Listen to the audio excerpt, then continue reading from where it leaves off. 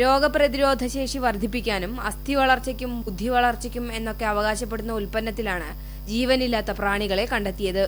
Amul pro എന്ന പേരിൽ പുറത്തിറക്കിയ പ്രോട്ടീൻ പൗഡറാണിത്.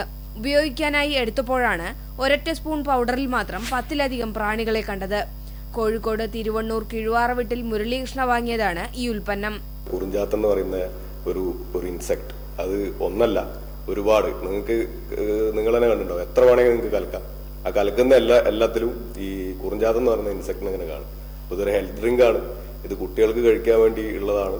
ഏത് പ്രായക്കാർക്കും കഴിക്കാന്നൊക്കെ പറഞ്ഞിട്ടുള്ള ഗംഭീര പരസ്യങ്ങളൊക്കെ കൊടുത്തിട്ട് വളരെ എന്താ പറയാ, ഇന്ത്യയിലെ വളരെ ഒരു വലിയ വിഭാഗം ജനങ്ങളുടെ വിശ്വസ്തത ആർജിച്ചിട്ടുള്ള അമൂൽ എന്ന് പറഞ്ഞിട്ടുള്ള ഒരു പ്രോഡക്റ്റിന്റെ എന്താ പറയാ ഒരു ഹെൽത്ത് ഡ്രിങ്കിൽ നിന്നാണ് ഞങ്ങൾക്ക് ഇങ്ങനത്തെ ഒരു ദുരനുഭവം നേരിടേണ്ടി വന്നത്. കോഴിക്കോട്ടെ ബിഗ് ബസാറിൽ നിന്നാണ് മുരളീകൃഷ്ണ ഈ അമൂൽ പ്രോ വാങ്ങിയത്.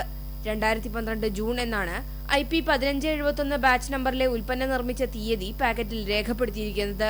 Anand Kaira district cooperative milk producers union നിർമ്മിച്ച് Gujarat cooperative milk federation limited ആണ് ഈ ഉൽപ്പന്നം വിതരണം ചെയ്തിരിക്കുന്നത്.